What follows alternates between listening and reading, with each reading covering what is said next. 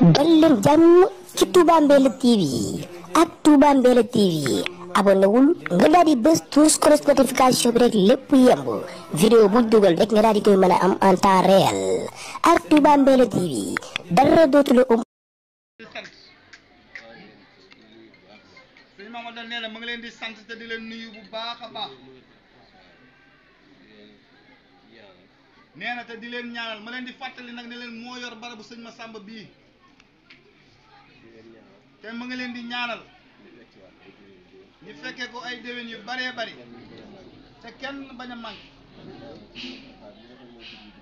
di ñaanal Cheikh Mountakha mi nga xam ne moo digle bis bii ñu fekkee ko moom it ay déwén yu déwén ñuy ñaanal suñu sang yi ñu jiital ci Serigne Sidi Mbacké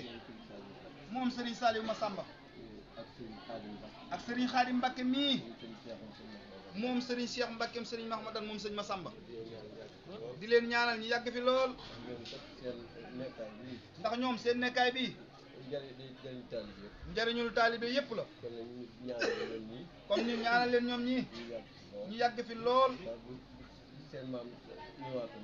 ndax bu seen maam ñëwaatoon jamono du soppi seenu toogin te ñoom ña ngi ci li leen seen maam digaloon niñ bokkee aw tur noonu lañ fi dajee loolu ak cant yàlla rek la nañ leen ñaanal bu baax a baax sama borom yàggal leen fi yokk seenu taxawaay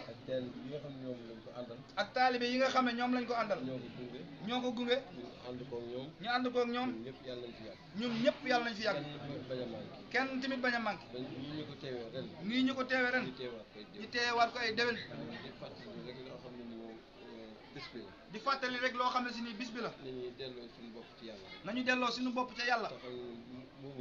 te xam ne ñun moomuñu dara lépp sëriñ bee ko moom buñ ko joxee suñu lépp mu teel ñu suñu lépp jërë ngeen jëf jërë ngeen jëf asalaamaaleykum wa rahmatullah Mbacke Balla